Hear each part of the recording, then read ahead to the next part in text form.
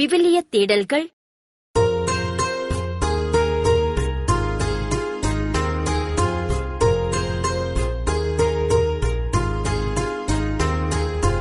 ஆண்டவரே நான் உமக்கு நன்றி பலி செலுத்திடுவே. ஆண்டவரே நான் உமக்கு நன்றி பலி செலுத்திடுவே.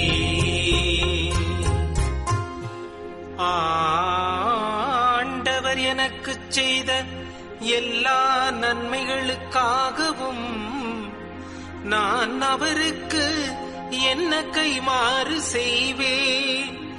மீட்பின் கிண்ணத்தை கையில் எடுத்து ஆண்டவரது பெயரை தொழுதிடுவேன். ஆண்டவரே நான் உமக்கு நன்றி பலி செலுத்திடுவே. ஆண்டவரே நான் உமக்கு நன்றி பலி செலுத்திடுவே. இதோ ஆண்டவருடைய மக்கள் அனைவரின் முன்னிலையில் அவருக்கு என் பொருத்தனைகளை நிறைவேற்றுவேன். நான் உமக்கு நன்றி பலி செலுத்துவேன். ஆண்டவராகிய உம் பெயரை தொழுவேன். ஆண்டவரே நான் உமக்கு நன்றி பலி செலுத்திடுவே. ஆண்டவரே நான் உமக்கு நன்றி பலி செலுத்திடுவே. இப்பொழுதே உம் மக்கள் அனைவரின் முன்னிலையில் ஆண்டவரே உமக்கு என் பொருத்தனைகளை நிறைவேற்றுவேன். உமது இல்லத்தின் முற்றங்களில் எருசலேமின் நடுவில் ஆண்டவரே உமக்கு என் பொருத்தனைகளை நிறைவேற்றுவேன். ஆண்டவரே நான் உமக்கு நன்றி பலி செலுத்திடுவே. ஆண்டவரே நான் உமக்கு நன்றி பலி செலுத்திடுவே. இயேசுக்குள் பிரியமானவர்களே, இந்த திருப்பாடல் வழியாக உங்களை சந்திப்பதில் மிகுந்த மகிழ்ச்சி. நம்மை தொடர்ந்து ஆண்டவர் ஆசீர்வதிக்கிறார். இந்த ஆண்டு முழுவதும் நம்மை காத்து வழிநடத்திட இன்றைய நாளில் திருப்பாடல் 116 நாம் தியானிப்போம். இந்த திருப்பாடல் 116 இவனுடைய ஆசிரியர் நமக்கு என்ன சொல்லுகிறார் என்றால், அவருடைய சூழ்நிலை எதிரிகளினின்று தன்னை காத்து வழிநடத்த வேண்டும் என்று இந்த ஆசிரியர் ஜெபித்திருக்கலாம், அல்லது ஏதாவது ஒரு நோய்வாய்ப்பட்டிருக்கலாம். இந்த திருப்பாடலை எழுதிய ஆசிரியர் அல்லது ஏதாவது ஒரு துன்பமான சூழ்நிலைகள் இருந்திருக்கலாம். எந்த சூழ்நிலைகளிலிருந்து தன்னை விடுவித்த விடுதலை தந்த தேவனுக்கு அருமையான ஒரு திருப்பாடலை எழுதுகிறார். அதுவும் நன்றியின் வழியாக எழுதுகிறார். இன்றைய நாளில் திருப்பாடல் 116 இறைவசனங்கள் 12 14 17 19 வரையிலும் நாம் தியானிக்கின்றோம். பதிலுரை பாடல் பல்லவியாக ஆண்டவரே நான் உமக்கு நன்றி பலி செலுத்துவேன் என்று மிக அருமையாக பாடியிருக்கிறார். துன்பத்திலிருந்து தன்னை காத்த தேவனுக்கு மக்கள் முன்பாக நன்றி செலுத்துகிறார். ஆண்டவர் முன்பாக பொருத்தனைகளை செலுத்துகிறார். ஆண்டவர் முன்பாக நன்றி பலிகளை செலுத்துகிறார். திருப்பாடல் 116 இறைவசனம் 12 பாருங்கள். ஆண்டவர் எனக்கு செய்த எல்லா நன்மைகளுக்காகவும் நான் அவருக்கு என்ன கைமாறு செய்வேன் என்கின்ற ஒரு பெரிய கேள்வியை எழுப்புகிறார்.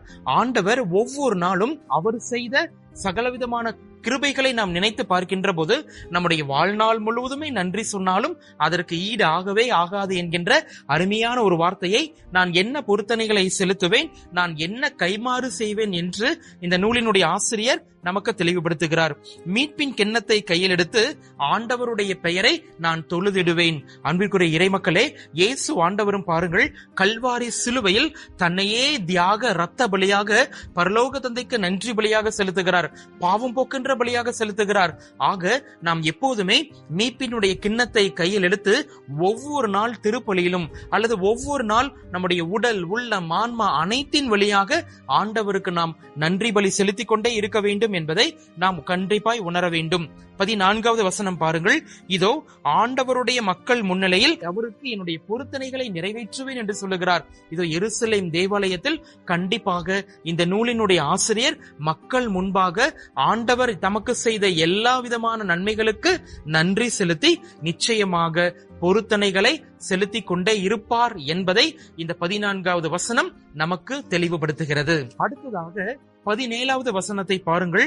நான் உமக்கு நன்றி பலி செலுத்துவேன், உமது பெயரை எப்பொழுதுமே தொழுவேன் என்று சொல்லுகிறார். இதோ கடவுளுடைய பெயர் பரிசுத்தமான பெயர். கடவுளுடைய நாமம் எல்லா பெயர்களை விட வலிமை மிக்கது. கடவுளுடைய பெயரால் நாம் கூப்பிட்டு ஜெபிக்கின்ற போது அவர் எல்லா ஆசீர்வாதங்களையும் நமக்கு தருவார். நீங்கள் பாருங்கள், யோவான் எழுதிய நற்செய்தியில் பார்க்கின்ற போது, நீங்கள் என் பெயரால் எதை கேட்டாலும் நான் பரலோக தந்தையிடமிருந்து பெற்று தருவேன் என்கின்ற அருமையான இயேசுவினுடைய பரிசுத்தமான நாமம் நமக்காக கொடுக்கப்பட்டுள்ளது. ஆக நாம் எதை ஜெபித்தாலும் இயேசு கிறிஸ்துவின் பெயரால் ஜெபிக்கின்ற போது நிறைவான ஆசீர்வாதம். புனித பவுலடியார் அதான் சொல்லுகிறார், எல்லா விதமான புகழ்ச்சிகளையும் பலிகளையும் நீங்கள் இயேசு கிறிஸ்துவின் பெயரால் பரலோக தந்தைக்கு காணிக்கையாக்குங்கள் என்கின்ற அருமையான வார்த்தைகளுக்கு ஏற்ப நாம் ஒவ்வொரு நாளும் ஆண்டவருக்கு நாம் நன்றி பலி செலுத்தி அவருடைய பெயரை மகிமைப்படுத்திக் கொண்டே இருக்க வேண்டும் என்பதை இந்த வசனம் நமக்கு சுட்டி காண்பிக்கின்றது. அதே போல 18வது வசனங்கள் பாருங்கள்.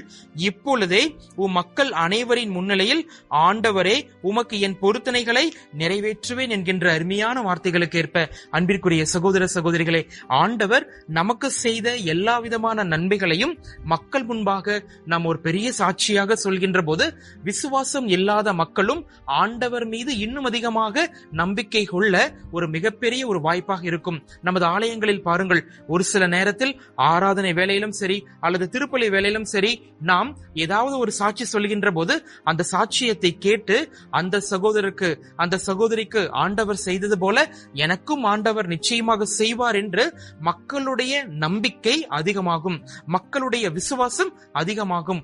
ஆக கடவுளாகி ஆண்டவர் இதைத்தான் விரும்புகிறார். மக்களுடைய முன்னிலையில் என் நாமத்தை நீங்கள் எடுத்துச் சொல்லிக் கொண்டே இருங்கள், அப்பொழுது நான் மகிமையின் தேவனாயிருந்து நான் என்றுமே உங்களை ஆசீர்வதிக்கிற தேவன். 19வது வசனத்தை பாருங்கள்.